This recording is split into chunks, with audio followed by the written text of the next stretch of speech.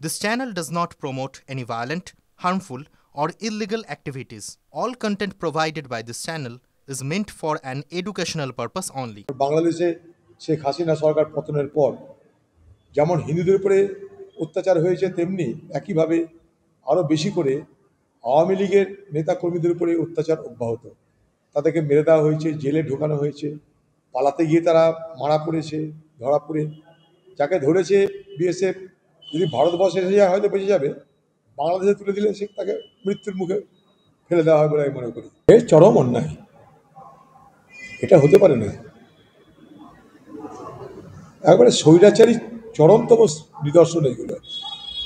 তৃণমূলের ছাত্র সংগঠনের প্রতিষ্ঠা দিবস, এটা কোনো মূল্যবান দিন নয়।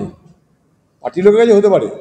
পরীক্ষা বন্ধ হওয়াটা একেবারে স্বৈরাচারী মানসিকতার কুৎসিত প্রদর্শন বলে আমি মনে করি। গেলে কাজ হয়। সারা পশ্চিমবঙ্গের রাস্তা জর্জরিত, সারা পশ্চিমবঙ্গে জল জমে সারা পশ্চিমবঙ্গের সমস্ত শহর থই থই করছে। সারা পশ্চিমবঙ্গের গ্রাম শহর সর্বত্র রাস্তা বলে কিছু নেই এই মুহূর্তে। কারণ যে রাস্তার জন্য টাকা খরচ করা হয়েছিল সেগুলো তো লুট হয়েছে। ফলে লুটের রাস্তায় কতদিন আর ছুট থাকবে? লুটের রাস্তায় ছুট বেশি দিন থাকে না, তাই লুটের রাস্তা নষ্ট হয়ে গেছে। মানুষের জনজীবন আজকে বিপর্যস্ত হয়েছে। সে তো বটেই। যা ওয়েলে যখন গণ্ডগোল হয়, পার্টির তো মতামত থাকেই। ওয়েলে আমরাও নামতাম। ওয়েলে নামাটা মানে এমন নয় যে মহাভারত অশুদ্ধ হয়ে গেল। ওয়েলে বিজেপি পার্টিও নেমেছে যখন তারা বিরুদ্ধে ছিল। এখন যারা বিরুদ্ধে আছে তারাও ওয়েলে নেমেছে। আমি নিজে ওয়েলে নেমেছি, তার জন্য আমি সাসপেন্ড হয়েছি। ওগুলো পার্লামেন্টে চিরাচরিত কতগুলো চেহারা। বাংলার মানুষ তৃণমূলের দৌরাত্ম্যকে সারা বাংলা জর্জরিত। তৃণমূলের অত্যাচারে বাংলার মানুষ আজ ত্রাহি ত্রাহি রব করছে।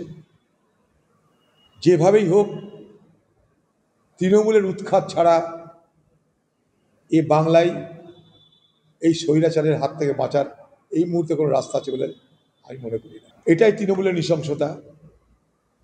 আমরা তীব্র প্রতিবাদ করছি, দোষীদের শাস্তি চাইছি। পশ্চিমবঙ্গের প্রশাসনকে কৃতদাস করে রেখে বাংলা জুড়ে আজ যে তাণ্ডব চলছে তৃণমূলের, আমরা তার বিরুদ্ধে নিন্দা জানাচ্ছি এবং ঘৃণা প্রকাশ করছি।